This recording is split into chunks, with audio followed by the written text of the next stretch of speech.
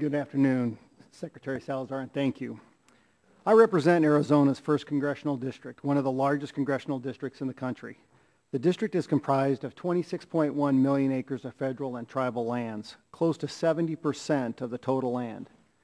I have particular concerns about the millions of dollars proposed in the President's budget for the proposed purchase for more federal lands, particularly in light of the estimated billions of dollars of maintenance and management backlogs that are existing on federally owned lands. Proper forest maintenance and management is very important to me and my community, particularly in light of a tragedy that occurred last year in my hometown of Flagstaff, Arizona. And it's to this that I would like to highlight the need for proper management and maintenance of existing inventory. As you know, last June, a wildfire destroyed more than 15,000 acres of steep terrain in the Coconino National Forest, known as the Schultz Pass. The wildfires scorched earth on this steep volcanic terrain, leaving little ground vegetation to absorb and hold back rainwater. In addition, unusually high concentrations of forest fuels that have built over decades ignited and baked the unusually crumbled volcanic dacite into a crystal-like impervious substance, which takes decades to be broken down just to grow grass.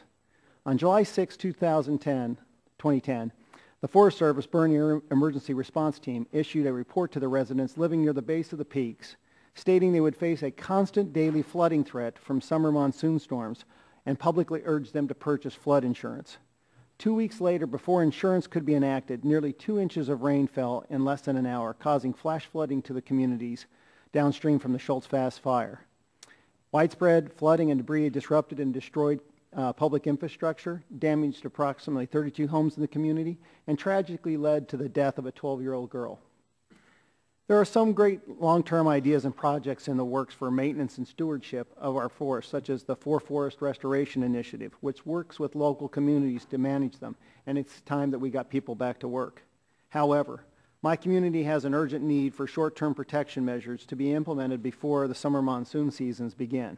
Up to 1,200 homes are now considered to be in a flood zone, and owners are living with uncertainty about their personal safety, financial risk, and the inability to obtain flood insurance. Coconino County is making progress on developing an engineering floodplain control plan and getting as many parties to the table as possible to assist in their efforts. Members of the community have taken desperate measures to mitigate short-term flood risks, digging trenches, canals, placing sandbags around their homes. A group of homeowners in a high-risk area have tried to build a coalition and have volunteered to build check dams on the federal land, but have been denied access to the land by the Forest Service. The Forest Service has not committed to mitigation projects on the national forest, such as diversion channels, retention basins, even water barriers constructed from the remains of cut, burned trees locked behind existing stumps. The Forest Service, because of the wilderness designation that existed for this area prior, will not allow county equipment on site to repair a water pipeline damaged by the fire and flooding that the city desperately needs.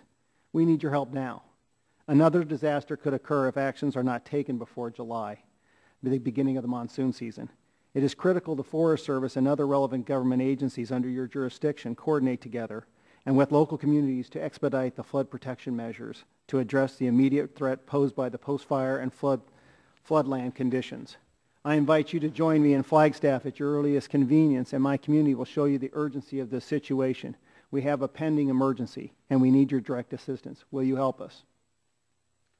Congressman Gosar, I'd be happy to find out more about it and see what it is that we can do, and have conversations with my colleague Tom Vilsack and members of the Forest Service to see how, if there is anything that we can do to be helpful. You describe a situation which obviously I am sure is not only of concern to you, but to a lot of other people.